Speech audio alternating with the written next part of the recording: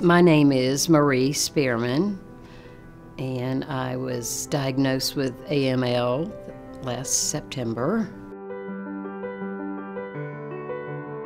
She had been dealing with a blood and bone marrow problem for a very long time, and it really made a wrong turn and became a lot more aggressive. Then it became acute myeloid leukemia. Then my oncologist called, Emory, to see if they could get me in to the research program, because at that point I only had 3 months to live.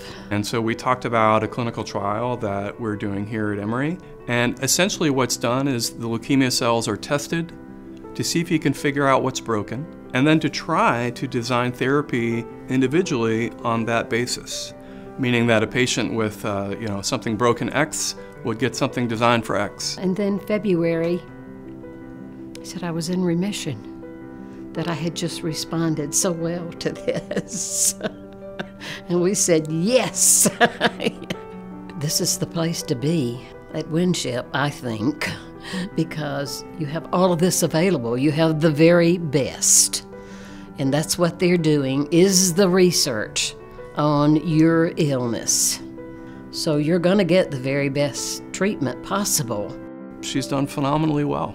And it's wonderful to see her and her smile and hear about her gardening and her trips and all the rest. So it's been a good trial for her.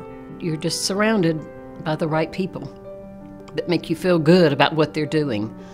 I guess that's the real important thing. And she's really back to living the life she wants to live, and that's what it's all about.